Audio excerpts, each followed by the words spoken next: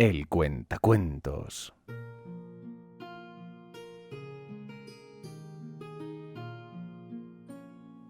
Este es el relato del fin de los tiempos de Warhammer.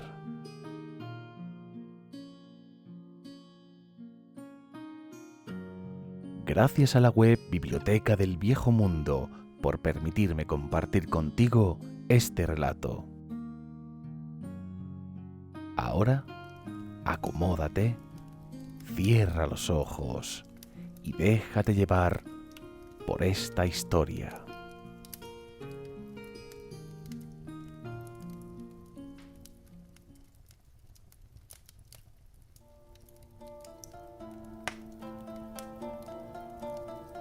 Capítulo 1. La batalla de la Maisontal. Arkham no marchó directamente hacia su objetivo tras despedirse de Manfred, pues sabía que necesitaba algo más que muertos descerebrados bajo su mando si quería tener éxito. Así su camino lo condujo a las estribaciones de las cuevas. Allí puso de nuevo a su servicio al autoproclamado señor de los nigromantes, Heinrich Kemmler, y el ancestral tumulario Krell. Aquellos dos habían servido bien a Arkham durante la rebelión de Malobaude, reforzando al ejército de bandidos y traidores del príncipe renegado con legiones de muertos inquietos. La lealtad de Krell era indiscutible, pues ansiaba tanto como Arkham ver restablecido a Nagash, pero Kemmler era un asunto completamente diferente. El señor de los nigromantes aborrecía la idea de someterse a ningún maestro, y Arkham sabía que solo obedecería mientras conviniera a sus propios intereses.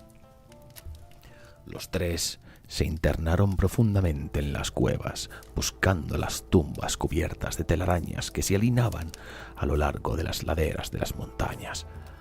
Grandes batallas habían tenido lugar allí en tiempos pasados, y los espíritus egoístas de los caídos descansaban inquietos en sus mausoleos.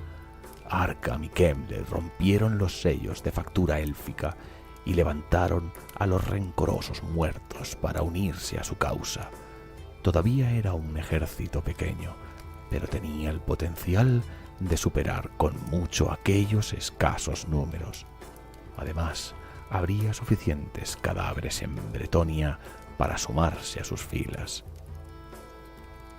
La marcha de Arkham hacia el norte no supuso ningún ejercicio de sutileza, sino que avanzó directamente a través de las ya devastadas regiones centrales de Carcassonne y Brión.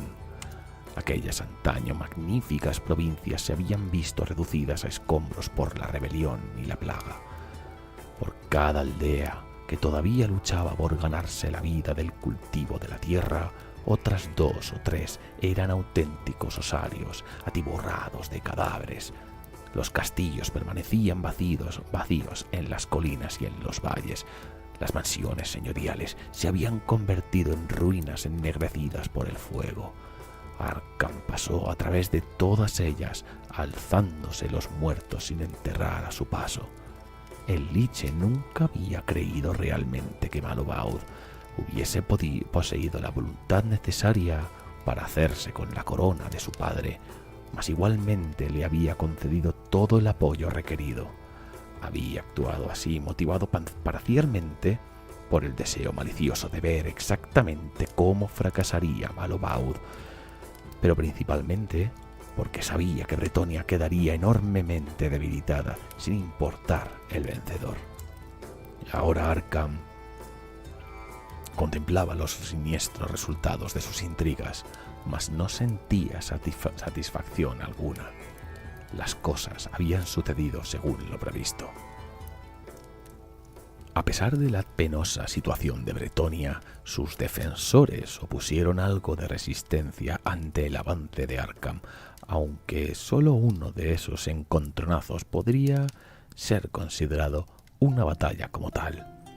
El duque Tancred de Quenelles, segundo de su nombre, se enfrentó en batalla con Arkham mientras la hueste no muerta atravesaba la frontera de Brión. Tancred Tancred y sus caballeros se contaban entre los pocos supervivientes de la devastada Quenelles. Eran veteranos con cicatrices de la guerra civil que habían visto su hermosa ciudad derruida en el fango. Golpearon al ejército de Arkham como una brillante lanza azul y plateada, luchando como si estuvieran poseídos, pues deseaban alzarse con la victoria en el nombre de la dama. Para Tancred, aquello era una cuestión de honor. La venganza le impedía ver la auténtica escala de la fuerza no muerta y lo impulsó a adentrarse profundamente en un mar de huesos y carne putrefacta. Para Arkham, aquella batalla era un mero inconveniente. No deseando molestarse él mismo con su dirección, ordenó al señor de los nigromantes que acabase con los esfuerzos del duque. Y así hizo Kemmler con malicioso júbilo, pues la estirpe de Tancred había sido una piedra en sus viejos zapatos durante muchos años. Tancred pereció aquel día, y su carne marchitada por la hechicería del señor de los nigromantes, y su espina dorsal partida en dos por el hacha de Querelle. El muerto el duque, aquellos caballeros que aún vivían espolearon a sus corceles hacia el este y huyeron hacia la relativa seguridad del castillo Brenache, una de las pocas fortalezas que quedaban en el oeste de Quenelles. La caída del duque Tancred II implicó que los privilegios y deberes de la baronía de Quenelles pasaran a un primo lejano, Gerrod, palatino de Azareux, que había combatido al lado de Tancred durante la última carga del duque. Por desgracia, en el momento culminante de la batalla, su corcel se había visto presa del terror y lo había arrastrado muy lejos. Para cuando Gerrod consiguió retomar el control de la bestia una vez más, Tancred estaba muerto y sus caballeros en desbandada. La sangre de Gerrod hervía con sus deseos de venganza. Rezó para que le fuera señalado el camino y buscó consejo de Lady Elinés, la viuda de Charnorte, una profetisa de gran renombre. Si bien Elinés accedió a prestar su ayuda, la predicción fue un asunto problemático. Las aguas del futuro habían sido contaminadas por demonios y la voz de la dama se ahogaba bajo las carcajadas de los dioses del caos. Durante 3 días, Lady Elinés no tomó alimento alguno y se asomó al precipicio de la locura. Entonces, al fin, la dama se apareció en los sueños febriles de la profetisa para revelar que los no muertos marchaban contra la abadía de la Maisontal. Conociendo por fin el destino de la legión no muerta, Gerrod congregó a los caballeros que pudo reunir y cabalgó a toda prisa hacia el norte. Aquella no era la primera vez que la Maisontal se veía amenazada. En el interior de sus cámaras yacía un auténtico tesoro de antiguas reliquias, de orígenes tanto nobles como viles, y a lo largo de los siglos muchos atacantes habían tratado de arrancar aquellos artefactos de su legítimo lugar de descanso. Después de la última batalla importante, haría unos 30 años, el duque Tancred I había financiado una ambiciosa serie de fortificaciones en torno a la abadía. Su intención había sido convertir la Maisontal en una de las fortalezas más poderosas de toda Bretaña. Sin embargo, tras la muerte del duque en la batalla del puente de Montfort, la corrupción y la apatía habían privado a las obras de cualquier tipo de impulso, y las murallas a medio construir pronto habían sido desmontadas por los campesinos. De cualquier manera, los esfuerzos de Tancred no habían resultado totalmente inútiles. Los cuarteles de la guarnición habían sido terminados antes de que comenzasen los trabajos en las murallas y ahora contenían una fuerza de muchos miles de arqueros y hombres de armas, así como multitud de caballeros procedentes de las 14 provincias. Aunque los campesinos sentían poco apego por el honor que comportaba vivir y servir en la Maisontal, la nobleza la consideraba la más grande de las vocaciones. El más resuelto de todos era el duque Theodoric de Brion, que había venido a la Maisontal en penitencia por una serie de actos nada caballerosos. Bajo su liderazgo, la guarnición de la Maisontal se encontraba más activa que nunca, manteniendo patrullas y puestos de vigilancia en la campiña circundante. Así protegida, la Maisontal había capeado la marea de destrucción que había engullido las tierras al sur del río Grismerie. Por supuesto, la ironía era que, en sus primeros días, el devenir de la campaña contra Malobaud había oscilado dependiendo de números muy pequeños, y si Theodoric hubiese sumado su guarnición al ejército real, la amenaza del traidor podría haber sido eliminada mucho antes. Quenelles y Carcassonne no habrían caído, y Brion y Aquitaine no estarían en ruinas. Tan desesperadamente había buscado Theodoric su redención que había cerrado sus ojos a todo lo demás. Había permanecido como un guardián de la Maisontal, incluso mientras ardían sus tierras ancestrales. Ahora parecía que la vehemencia de Theodoric supondría la salvación de la Maisontal. Era un hombre que ardía con un propósito. Ante él se encontraba su oportunidad de redimirse, una ocasión para expiar sus debilidades de mente y cuerpo. ¿Qué mejor ocasión para un auténtico caballero que probarse de nuevo a sí mismo que una batalla contra los viles no muertos?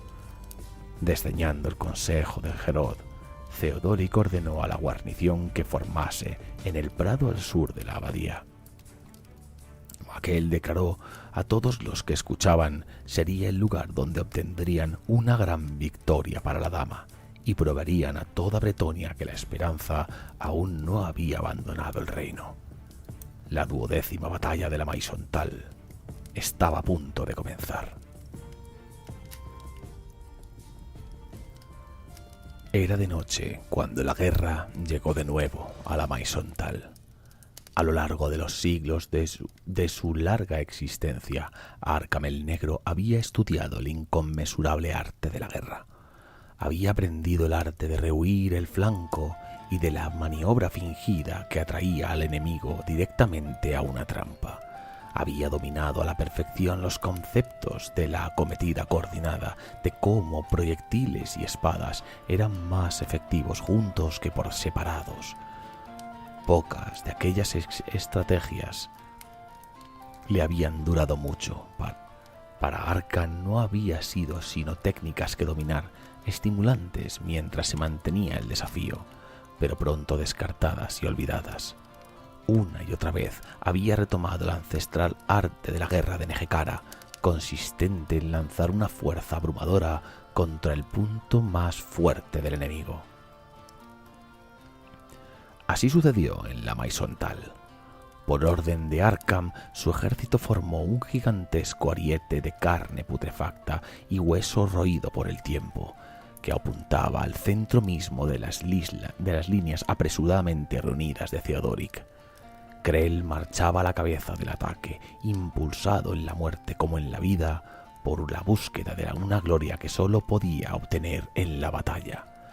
Tras él iban los tumularios y esqueletos de las cuevas, sus armaduras brillantes tenuemente a la luz de las balizas y hogueras que avisaban de su llegada, las ascuas de su casi olvidada ansia de batalla revividas por los instintos carniceros del propio Krell. Detrás de ellos marchaban los cadáveres putrefactos tomados de cada fosa y cementerio que el ejército se había encontrado a su paso.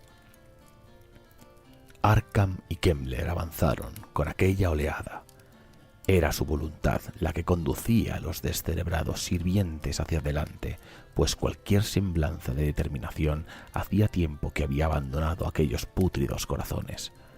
Manadas de necrófagos habían sido atraídos por el hedor de la muerte en el viento y acechaban a lo largo de los flancos del ejército esperando el festín que se avecinaba. Theodoric de Brion era también un individuo apegado a la tradición y pretendía alzarse con la victoria con el mismo estilo que las generaciones de sus antepasados. Los campesinos mantendrían la línea y los caballeros aplastarían al enemigo en un contraataque decisivo.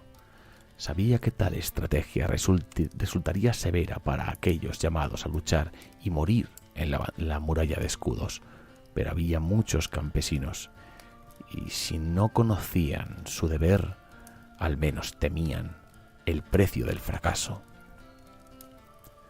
El duque había reunido a su ejército con una rapidez encomiable, y ahora, mientras los muertos avanzaban a través de la línea de hogueras, animaba sus fuerzas para la batalla. Él no temía la oscuridad, pues ¿no estaba acaso la dama con ellos? La única preocupación de Theodoric era que la oscuridad reduciría la precisión de sus trebuchets y arqueros. Entonces el duque observó los millares de fuegos mágicos que centelleaban en la noche, cada par de chispazos procediendo de los ojos de algún horror animado, y supo que los campos ante él estaban tan atestados que solo un disparo muy desafortunado sería incapaz de impactar en un blanco. Con una última plegaria a la dama, dio la orden de abrir fuego. La hueste de Arkham había cruzado apenas la mitad del campo cuando comenzó el bombardeo. En un instante el cielo nocturno se encontraba oscuro y vacío. En el siguiente revivía con el fuego. Andanadas de flechas en llamas atravesaron las primeras filas de esqueletos y tumularios, desgarrando los tendones mágicos que servían de unión a sus huesos. Una y otra vez caían los proyectiles escasos segundos entre las andanadas, evidencia de que la experiencia de los arqueros de arco largo bretonianos era encomiable. Arkham ordenó a sus esbirros que alzasen sus escudos en alto, pero aquellos trozos de madera estaban tan mustios que muchos se incendiaron y tuvieron que ser abandonados antes de que los fuegos se extendiesen a través de los secos huesos y tejidos mortuorios. Grandes bolas de fuego cayeron también en cuanto los trebuchets ajustaron su alcance, y los impactos crearon grandes y andrajosos agujeros entre las filas de Arkham. Y sin embargo, los no muertos continuaban su marcha. La magia negra fluyó por el prado, alzando a los muertos caídos para luchar de nuevo. Kemmler y Karkan no eran novatos en tal impía tarea. De hecho, pocos habían en el mundo mejores que ellos. A sus órdenes, huesos destrozados brincaron a la no vida y se reincorporaron al ataque. A medida que los oscuros hechizos florecían, el desgaste del bombardeo de Theodoric se fue retorciendo hasta resultar casi imperceptible. Mas Krell no se daba cuenta de nada de esto en el momento en que la cabeza de la columna alcanzaba las líneas bretonianas. Él solo veía una frágil barrera de carne viva que descuartizar, y cuando los hostigadores enemigos se refugiaron detrás de su muralla de escudos, levantó su hacha negra y lanzó sus tumularios a la cacería. Con un grito de batalla imperceptible solo para magos y lunáticos, los ancestrales tumularios de las cuevas le siguieron y comenzó la carnicería. Montones de hombres de armas murieron en aquel primer choque de espadas, pero la línea bretoniana resistió. Theodoric no era querido por la guarnición de la Maison Tal, pero la confianza del duque había sido clara en las horas previas a la batalla, y su memoria inspiraba incluso al campesino más mezquino a realizar actos de valentía. La línea de escudos fue doblada, pero no se rompió. Por orden de Theodoric sonaron cuernos en la oscuridad, y en los flancos caballeros clavaron sus espuelas y se unieron a la batalla. El flanco derecho estaba comandado por Monclave de Tresot, que había matado al gusano Catarax. El izquierdo por el propio Theodoric. La carga del duque fue la primera en alcanzar su objetivo, y Theodoric el primer caballero en reclamar sangre.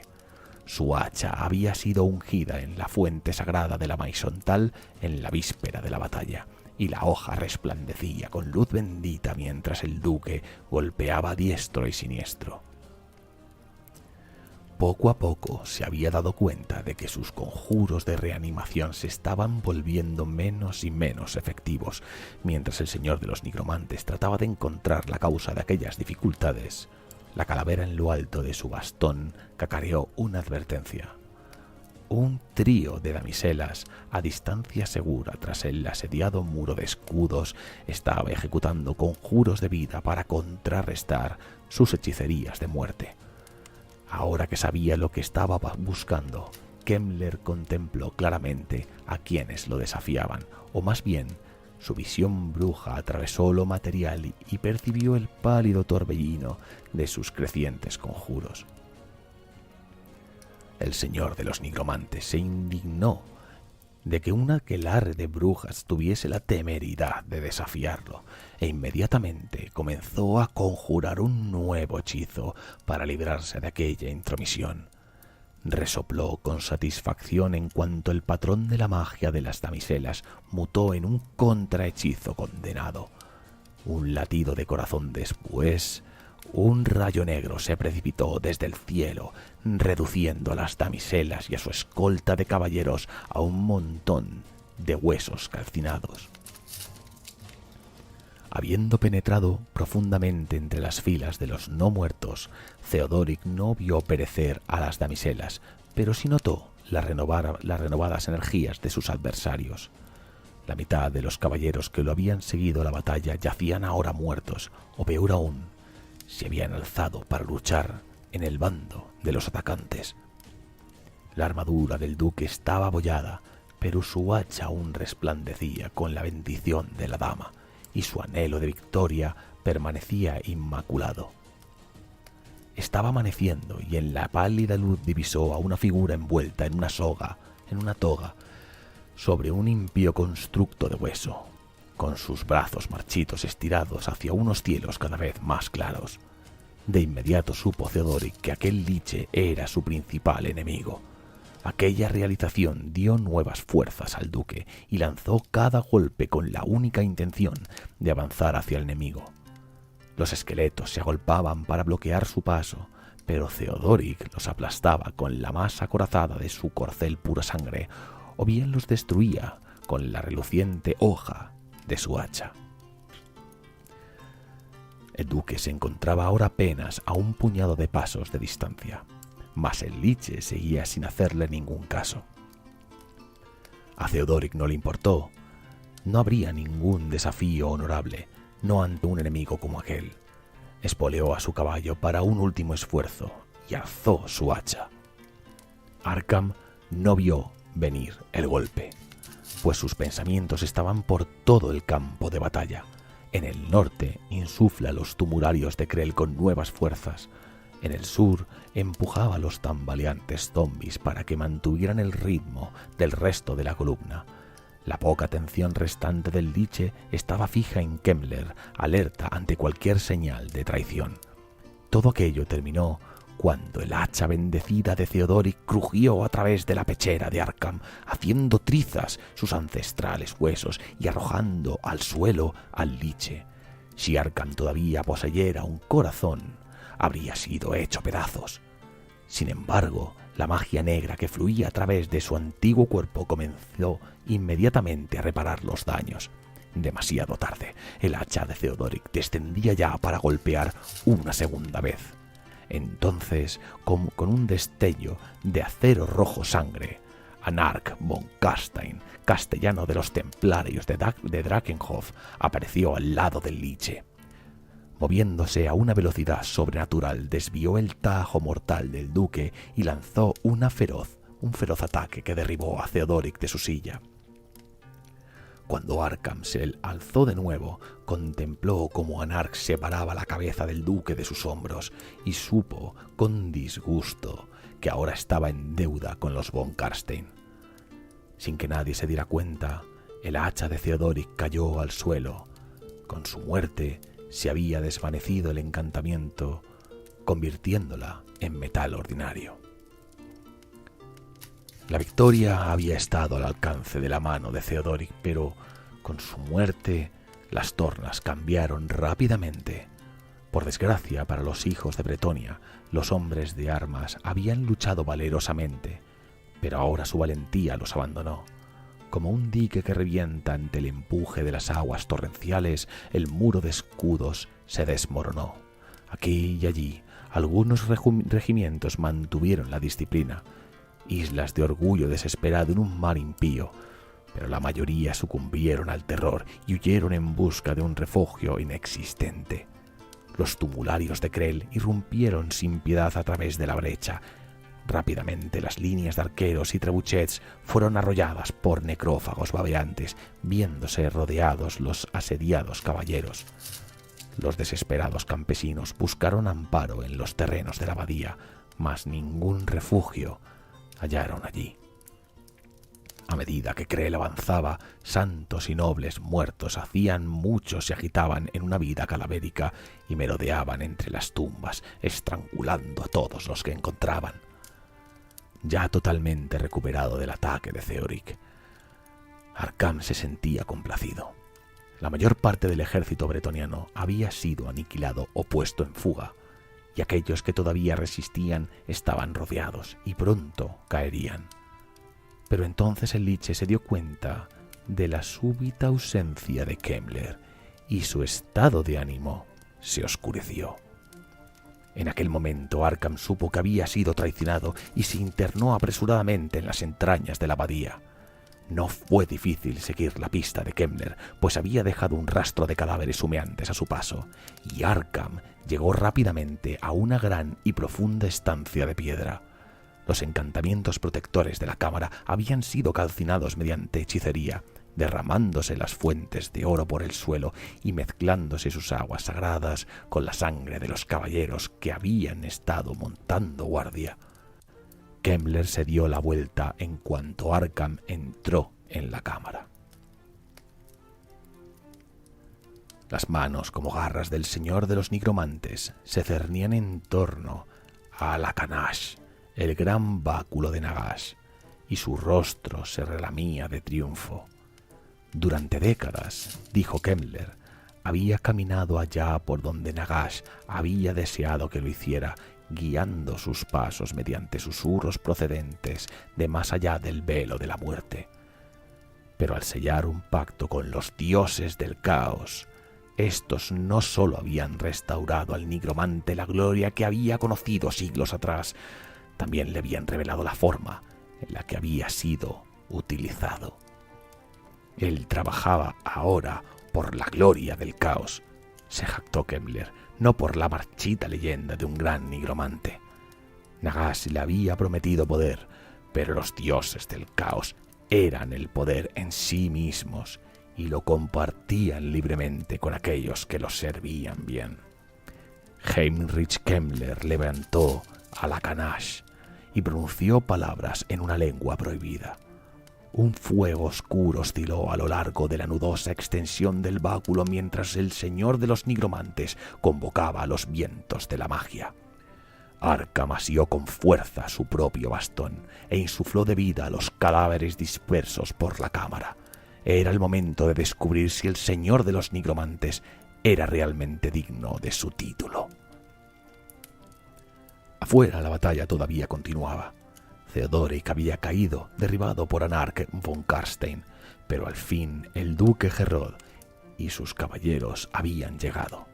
Habían cabalgado a toda velocidad bajo cielos lúgubres y viendo a sus compatriotas en serias dificultades, se lanzaron para un último esfuerzo. Llegaron por el camino del sur, recorriendo la misma ruta que la hueste de Arkham había hollado apenas unas horas antes.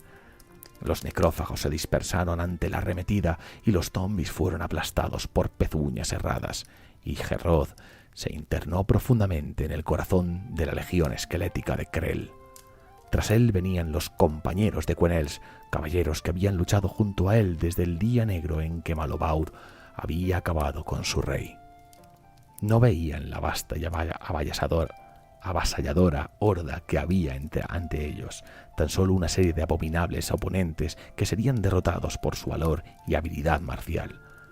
Golpearon a los tumularios de la charca de piedra furiosa como un auténtico ariete. Las lanzas fueron clavadas, las espadas cortaron y antiguos huesos fueron pisoteados por pezuñas herradas. El estandarte de la charca de piedra furiosa fue arrojado al barro cuando el tumulario que lo portaba fue arrancado de sus pies por la lanza del león de Toldobular, y los compañeros de Quenels avanzaron aún más profundamente en la masa de cuerpos no vivos.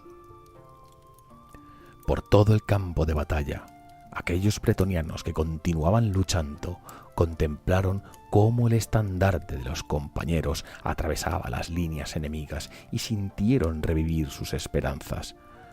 Algunos comenzaron a exclamar gritos de ánimo, con un sonido tenue y débil al principio, pero pronto se unieron otras voces y el volumen creció con rapidez. Hombres de armas que instantes antes habían estado a punto de huir rugieron desafiantes y encontraron una nueva confianza. Los escudos avanzaron contra la masa de carne sepulcral y la línea bretoniana empezó a reformarse. Crela sintió al resurgir de los intentos guerreros de sus derrotados enemigos y resolvió aniquilarlos de una vez por todas. Una y otra vez el hacha negra se alzaba y caía, cada golpe seguido de una rociada de sangre a medida que la hoja maldita atravesaba escudos, yemos y carne. Cada paso de Creel lo acercaba al duque Herod, pero en aquellos momentos el apilamiento de cuerpos conspiró para mantenerlos separados. Bramando de frustración, el tumulario golpeaba a su alrededor sin hacer distinciones, descuartizando vivos y muertos por igual si se interponían entre él y su objetivo.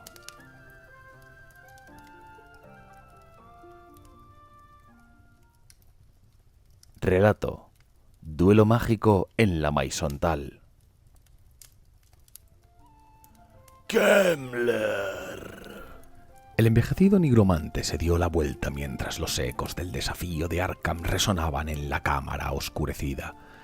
El liche observó que Kemmler había abandonado su báculo del cráneo y sus manos marchitas sujetaban ahora con firmeza a la canache.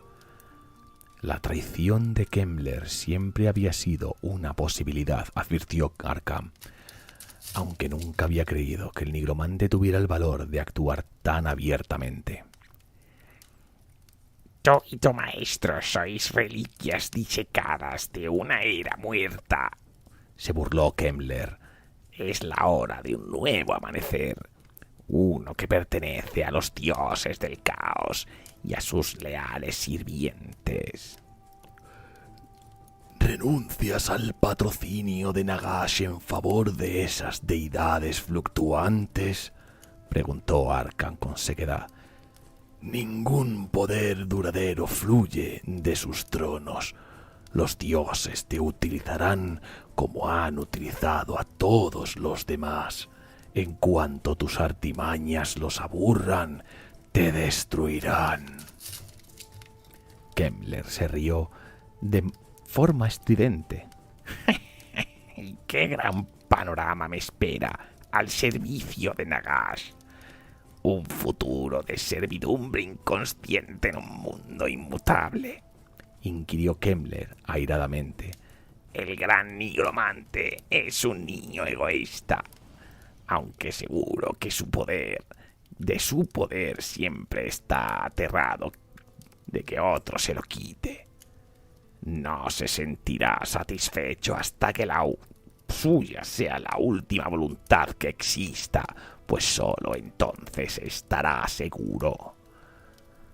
Arkham dio un paso adelante, resonando el eco de su pisada por la cámara. Kemmler percibió el movimiento, pero no hizo nada para desafiarlo. Arkham avanzó otro paso, y la enojada expresión del nigromante se volvió taimada. Tal vez deberías unirte a mí, sugirió Kemmler.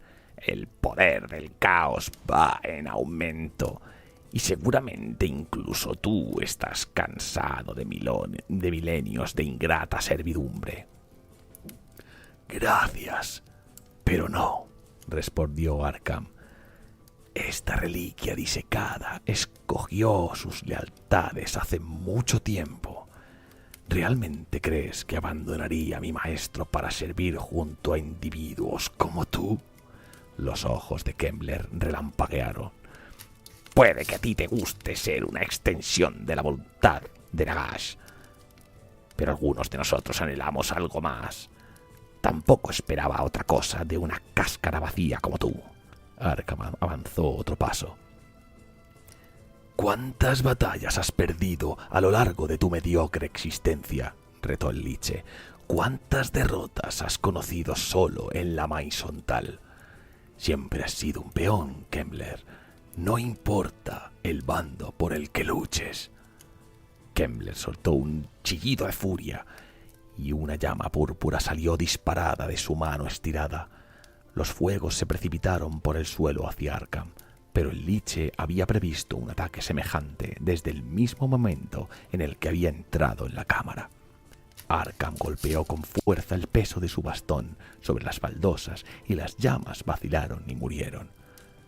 Dando otro paso hacia adelante, Arkham comenzó su propio encantamiento silencioso.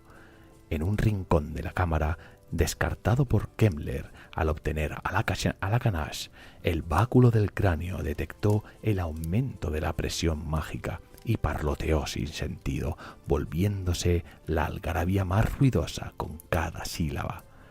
Kemmler entonó las palabras de una maldición ancestral, pero el Liche barrió los torpes hilos antes de que pudieran formarse rápidamente. Mientras el último elemento de su encantamiento se deslizaba correctamente, Arkham decidió que, si bien la traición del nigromante era un inconveniente, aquellos momentos también resultaban satisfactorios. «Te haces llamar el señor de los nigromantes, ¿verdad?», inquirió Arkham. «Para salir de esta cámara tendrás que demostrar esa jactancia tu hueca».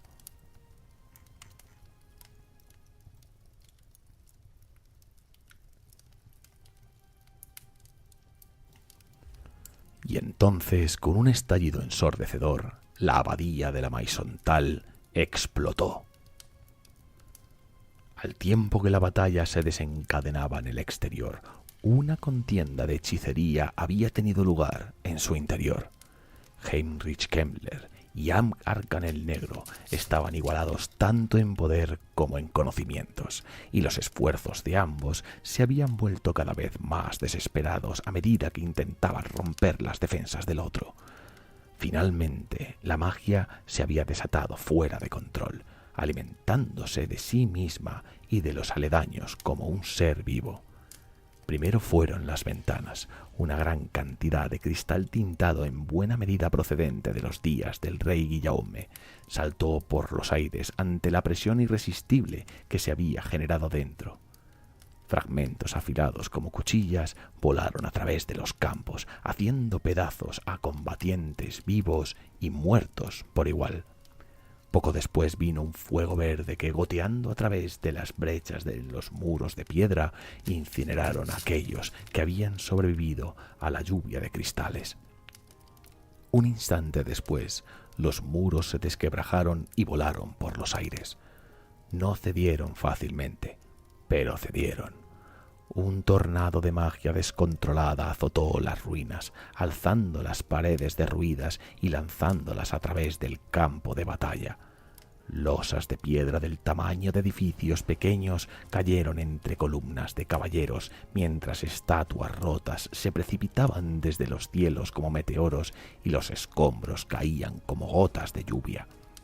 La dama estaba con el duque Gerod aquel día.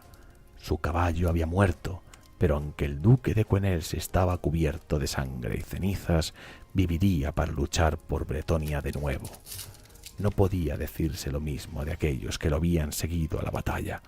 Casi todos los compañeros habían perecido, y muchos de los supervivientes se tambaleaban desmontados y desorientados por un campo de batalla atestado de muerte, totalmente conmocionados por la explosión.